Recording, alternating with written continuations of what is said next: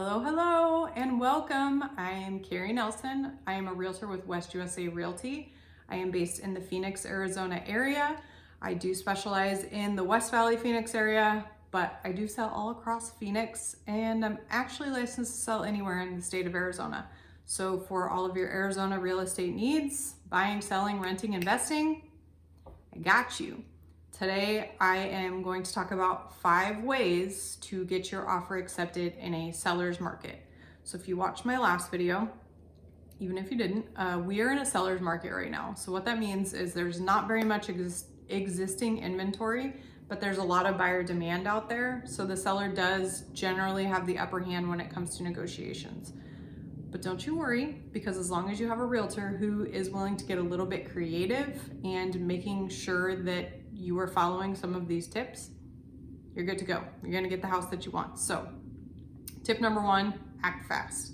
Have your realtor get you set up on an MLS strip. It'll send you an email anytime anything matching your criteria that you enter into the system comes onto the market. So the second it comes onto the market, have your realtor, preferably you too, but have your realtor get their ass out there to check it out, make sure you're good to go, get your offer submitted.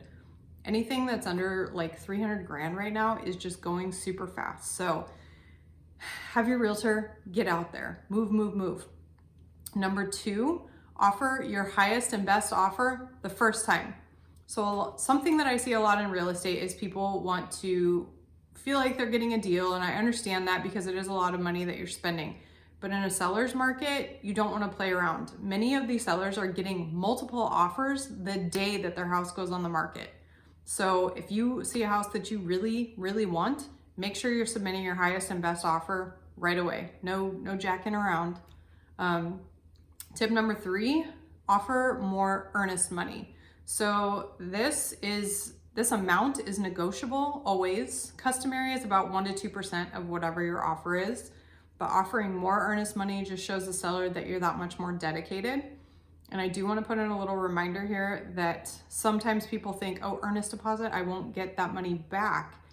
But you do have a 10-day get out of jail free card, essentially, when you sign a contract on a home. And if you go through home inspections and the house is just a shit show, and if the wind blows, it's going to knock over, whatever the case is, you can get your earnest deposit back. So don't worry about offering more money in that instance if things are going to be messed up from the home inspection. You can still get your earnest money back. Tip number 4 is submitting your pre-approval letter with your offer, which regardless of whether or not you're in a seller's market, you should be doing this anyway. So when you call up a lender, you say, here's the amount of money that I make. I want to get pre-qualified for a mortgage. And so they go over a few questions with you and you get pre-qualified. When you get pre-approved, that means you've submitted documentation that supports what you talked about with your pre-qualification. So getting pre-approved is documentation's already been verified. Lender says this is the amount that this person's approved for, you're good to go. So I couldn't get both my thumbs up there for whatever reason. Anyway, it means you're good to go. So submit your pre-approval. You should always get pre-approved before you even start looking at houses, because you might be able to afford more house than you think, or maybe you're looking at houses that are priced too high. It's just always best to know before you even get started. And tip number 5, and this one's a little tricky, but not really, having your realtor write an escalation clause in the contract. So basically with an escalation clause, it says that if someone else bids higher, we will go this amount higher than whatever the highest bid is. So for example, let's say your initial offer is $350,000. So you write an escalation clause that says if someone else bids higher than $350,000, we will go $500 higher up to $360,000. So the only downside of this is that the seller knows what your max is anyway, but just have your realtor write in the contract that you need to see proof of whatever the highest offer is. So if they're not just yanking your chain saying, oh yeah, we got another offer. Yeah, no, we need to see an actual written offer that supports this. So writing an escalation clause to say that you will go up to a certain point, which obviously you don't want to start at your max budget. You want to be a little bit strategic with that, but writing the escalation clause. So 5 tips. I hope that that helps. We are hardcore in a seller's market right now. I think I talked about this last time. We should have about 30,000 listings for the amount of people that live in Phoenix, and we're sitting right around 12,000.